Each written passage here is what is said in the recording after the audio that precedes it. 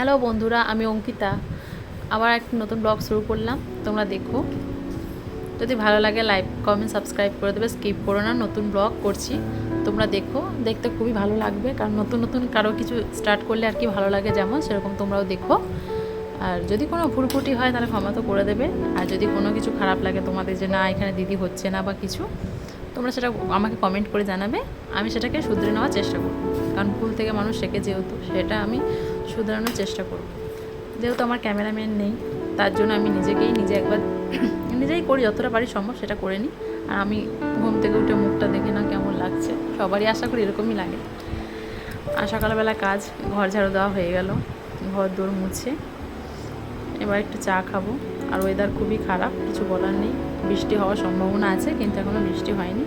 আর বৃষ্টিতে জামা কাপড় কাচা সম্ভব নয়, কোথায় মিলবো না মিলবো সেটাও মানে চিন্তা আছে, যে কোথায় কী করবো আর কি। তো সকালবেলা ঘুম থেকে উঠে চাটা তো খেতে হবে, ব্রাশ করে নিলাম, চাটা খাবো এখন। শাশুড়ি চা খেয়ে নিয়েছে, আমার জন্য রেখে দিয়েছে, সেটা আমি গরম করে এবার খাবো।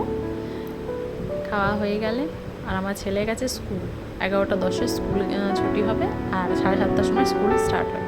তো গেছে, ওকে আনতে যাওয়ার সময় যাব তখন। আর এখন চাটা খেয়ে রান্নার ব্যবস্থা করতে হবে। বাবুকে স্কুল আনতে গেছিলাম, সেই সময় খুব বৃষ্টি আসার পথে এক জায়গায় থেমে গেলাম।